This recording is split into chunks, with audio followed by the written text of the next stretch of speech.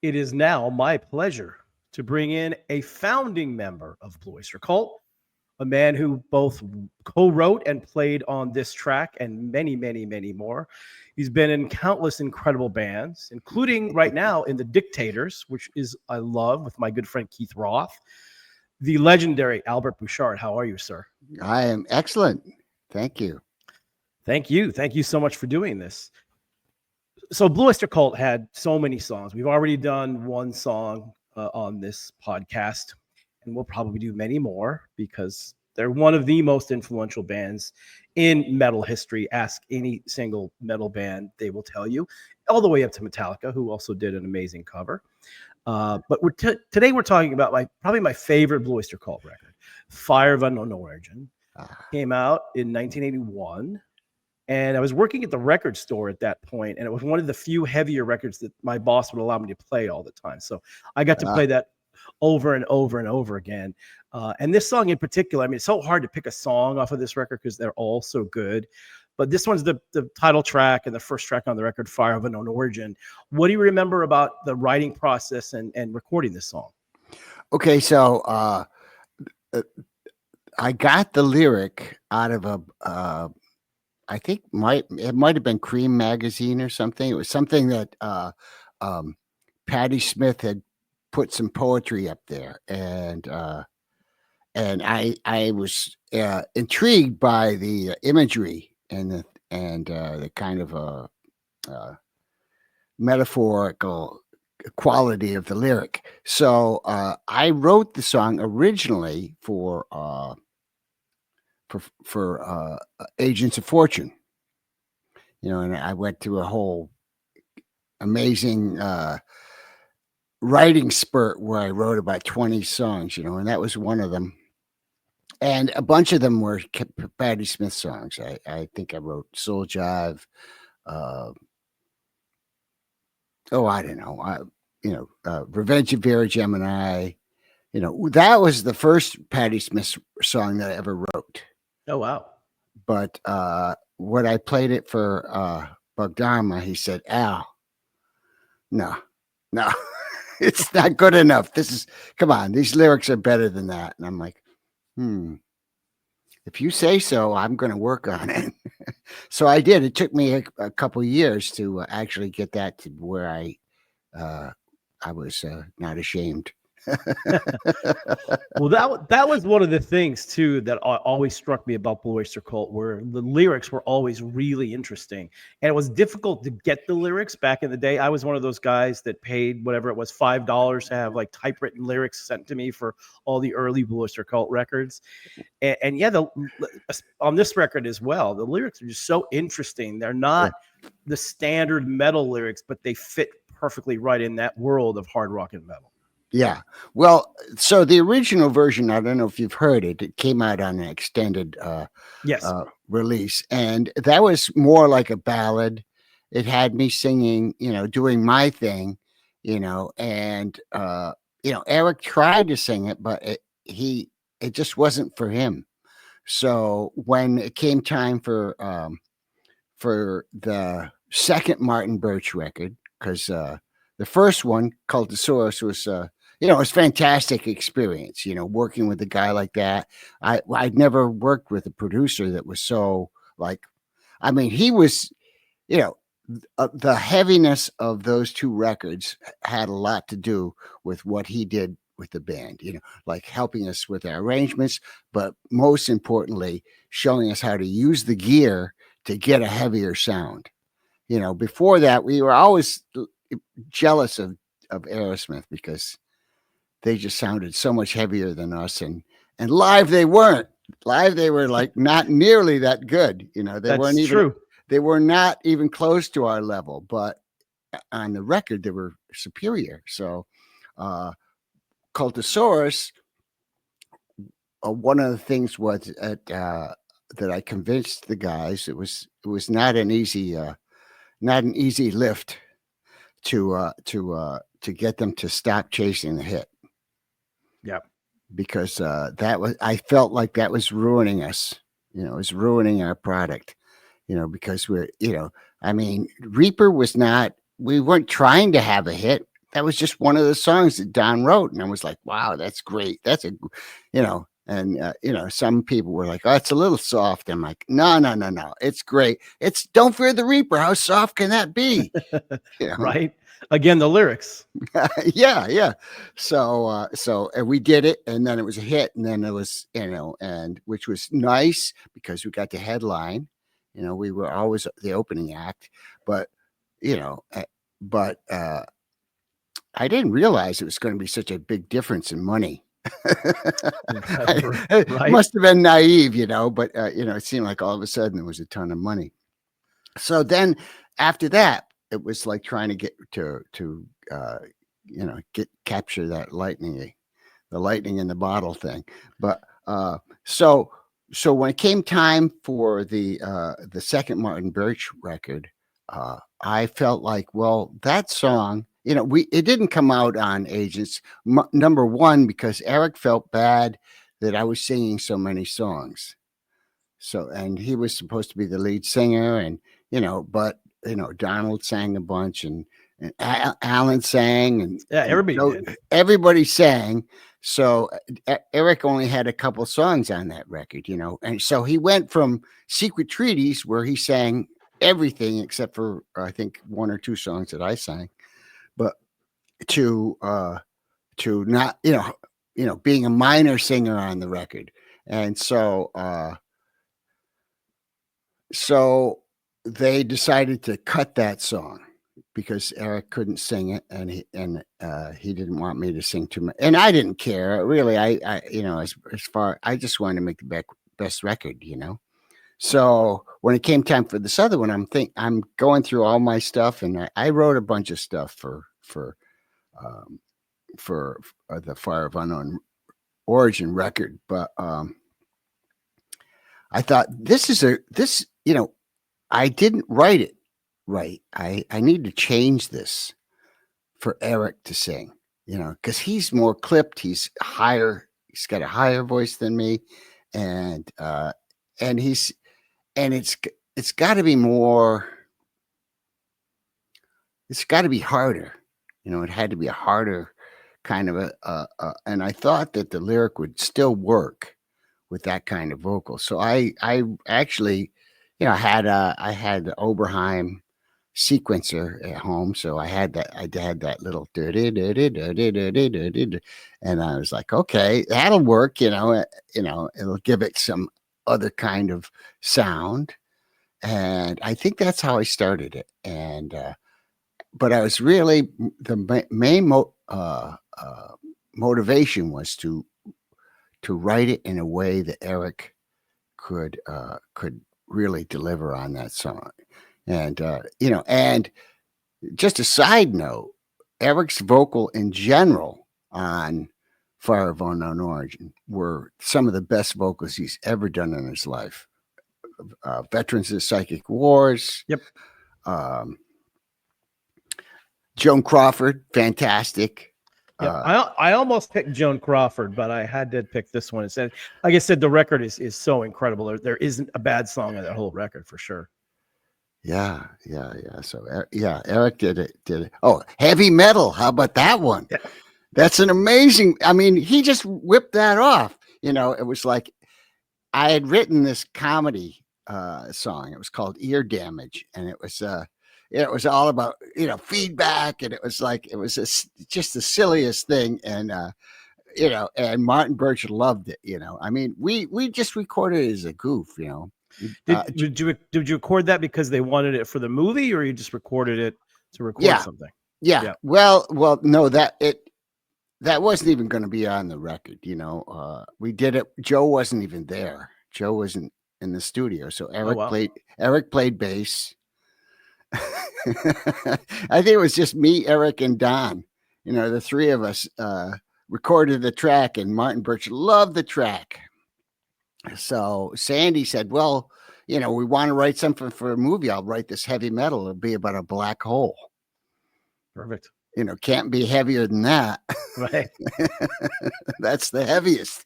So he wrote the lyrics, and then Eric just, he just went out in the studio.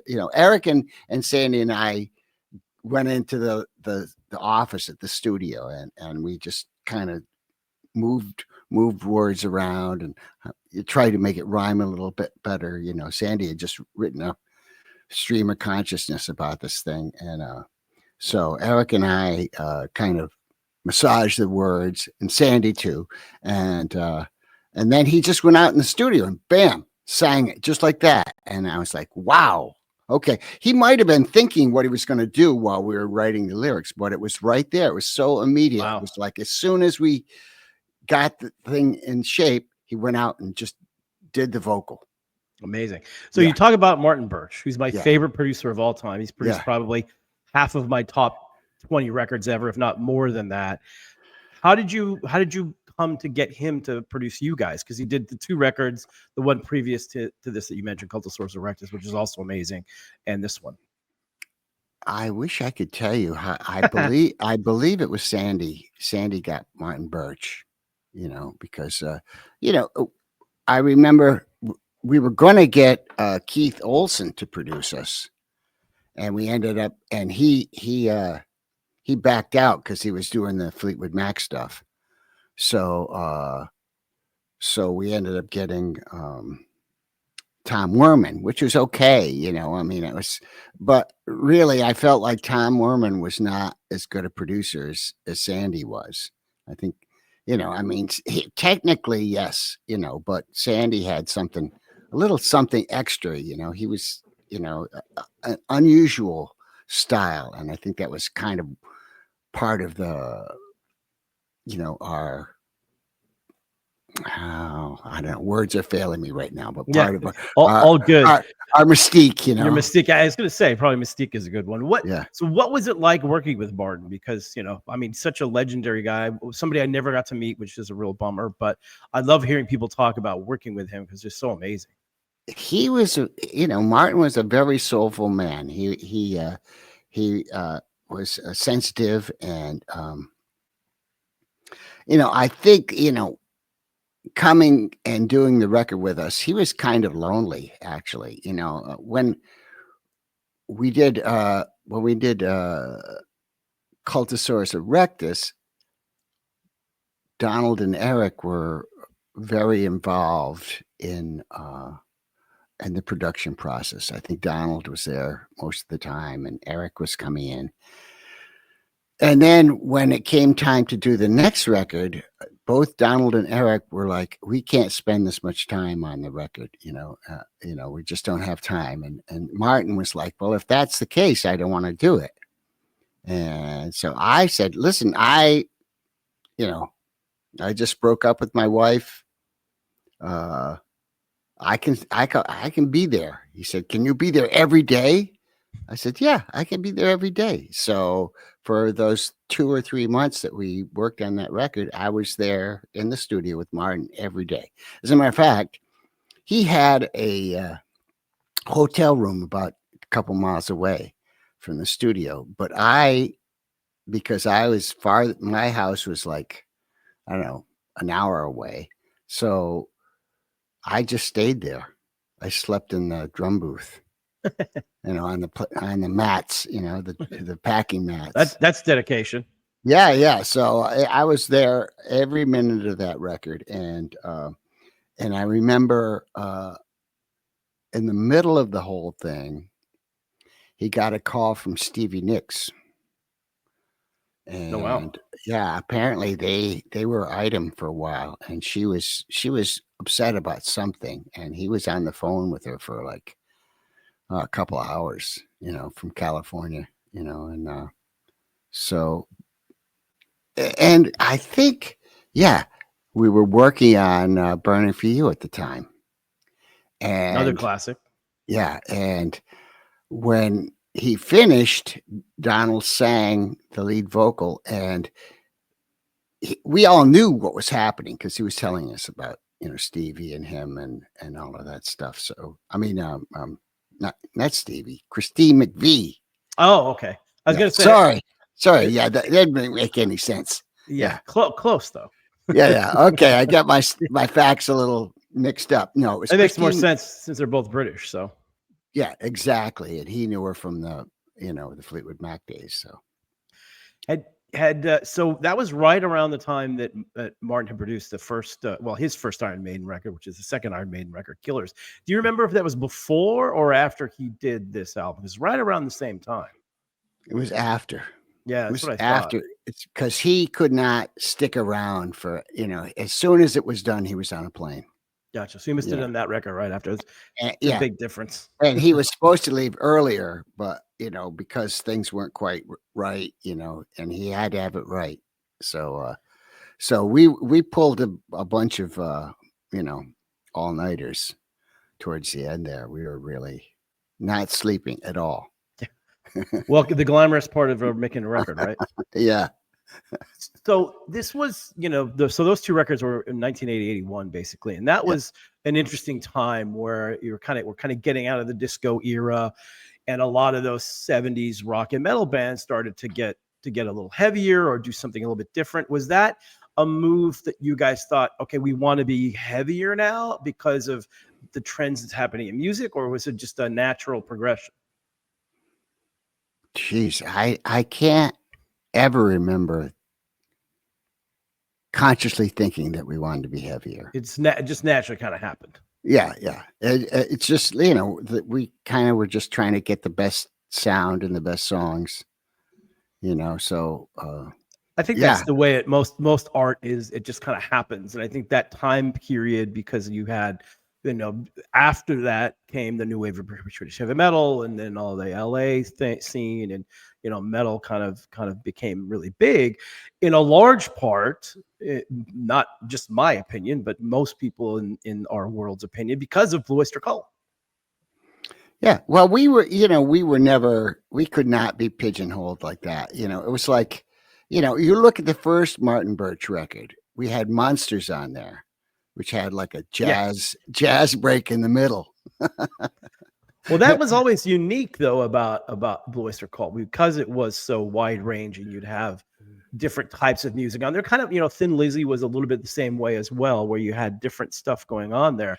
But that being said, again, like the influence that Blue Oyster Cult had on metal, I mean, there's not a metal band that exists today that isn't a huge Blue Oyster Cult fan, whether they're 21 years old or 55 years old. It's all over the map. Are you aware of how big an influence you were? I think I am now. Enough people talk to you about it, right? Yeah, people always say, and I just did this Little Steven's Underground Garage Cruise, and so there was all these people, the Flesh Tones and the Flaming Groovies, and these groups that I don't really know them that well, but they're all coming up, and Peter Buck from REM is like, oh yeah, we used to be a BOC cover band. I'm like, REM. Oh my God. Okay. That's amazing. That's wide ranging.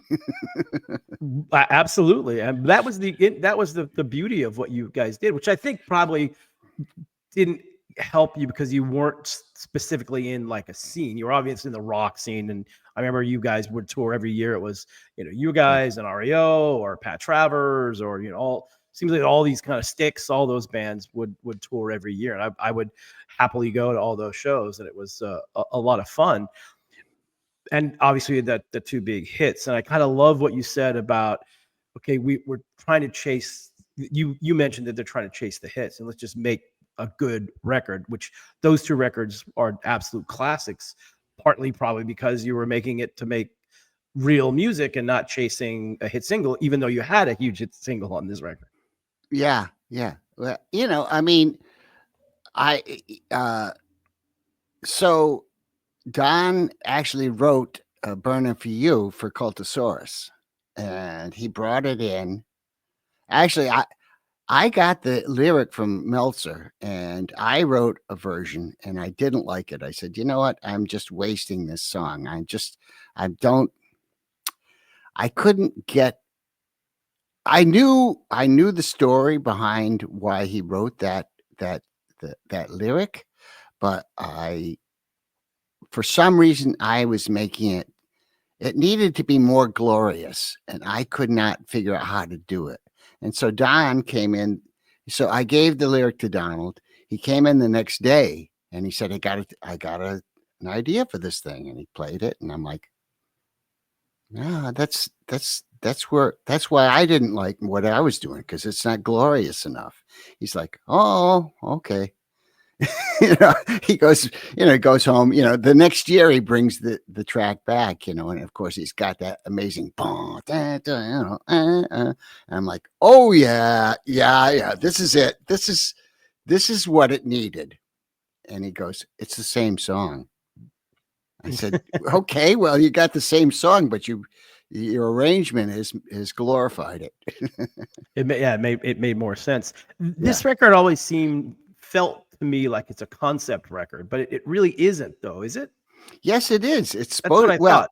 Well, it's as concept as the heavy metal movie, because now that was all about. I don't know if you know Brad Balfour. He was a rock critic from Cincinnati, Ohio. And we became friends, and he would always come and we'd hang out. And, he'd come to New York City and he'd hang out. So then he moved to New York City and he started working for some media company, and they were handling the production of the heavy metal movie. So he said, "Hey, they're looking for a band to do the soundtrack to the movie. I can get you the storyboard." So he got me the storyboard. It was the movie, but it was all just like panels, black pencil sketches. It was a copy, of course.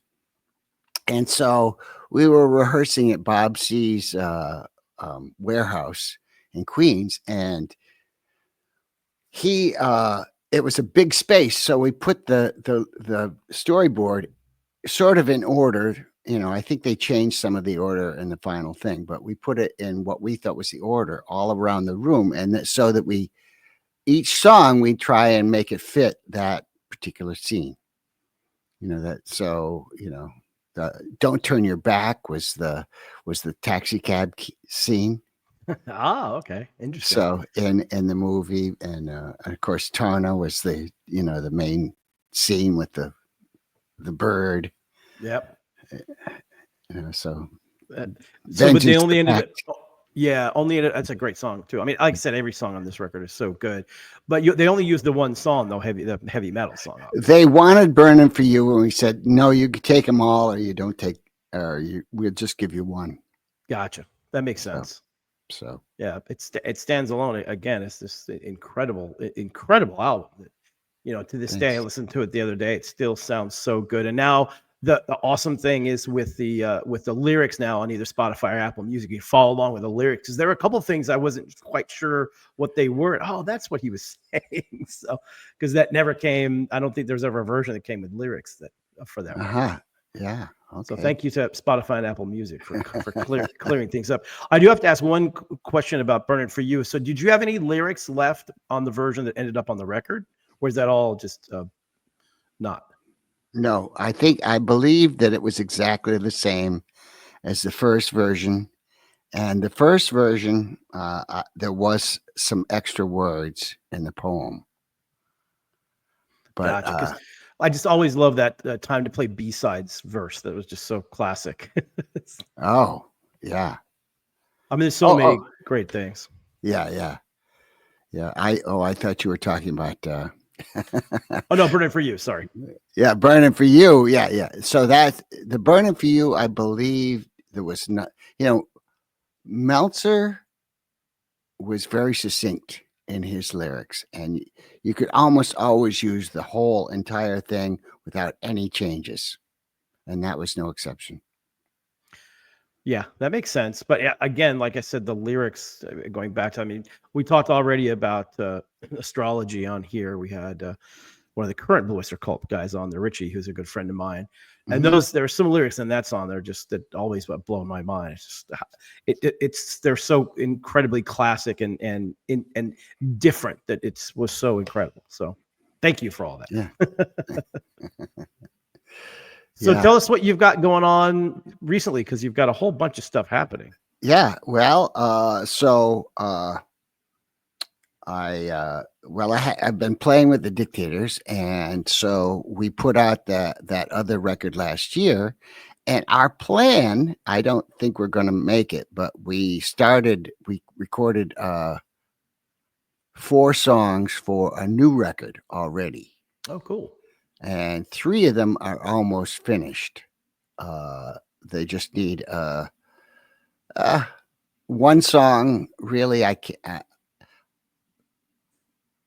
Ross wants to change a guitar part a little bit, and Keith Roth keeps, he's done the vocal like 3 times, and he's got one more, and he's like, I just want him to come out to my studio up in Woodstock and work with him up there. I said, okay, I got to work with him, and I think, and he'd work with his friend in New Jersey. So 3, plus the actually we worked on it when we recorded it. The day we recorded it, because at that point I couldn't record 2 guitars. And a vocal. I only had 4 tracks, and I did the drums MIDI. So we couldn't record him playing guitar. So, but he did the vocal. So that was the other and then we went back, and he punched in and all this other stuff, and we did some background vocals that weren't very good. Well, we did 4 songs in one day. So, oh wow, yeah, it's like there was not a lot of time. By the way, I'm wearing a T-shirt from Coheed and Cambria from Woodstock, New York. Oh wow, cool. Yeah, they're a great group. Great group. I love them. They're good, really good friends of mine too. They're phenomenal, and big Blue Oyster Cult fans, by the way. Ah, who isn't? Excellent. Excellent. So anyway, so we're working on that. We did the cruise, which is fun, and we had a few gigs before that, local gigs, and that was fun too. And I had some of my solo band. We had a couple 3 gigs around the same time. So I would be playing with the Dictators one weekend, and my solo band next weekend, and and also I was working with Don Falcone and Spirits Burning on the 4th Michael Moorcock record. Oh, cool. So, and that has a lot of, it has Ross the Boss and Fabienne Shine. It's got a bunch of people. I can't remember exactly everybody that's on it. But sounds good though. Yeah, it's going to be good. I think I've done some of my best singing on that record. Oh, awesome. Because Don had done some stuff, and I started changing it around. He was like a little bit. He's like, I don't know. I kind of liked what I did. And so I was like, I have to blow him away with this vocal. I done a scratch vocal. So I redid the vocal, and he's like, oh my God, this is great. This is real. Okay, Albert, you're right. So that is finished. That's been mixed. It's been mastered, and Cleopatra has got they're making their release schedule. It's going to come out, I think, in October or November. Excellent. And website they can go to get all the info? Oh, shoot. I really should take this. Go ahead. Okay. Don't leave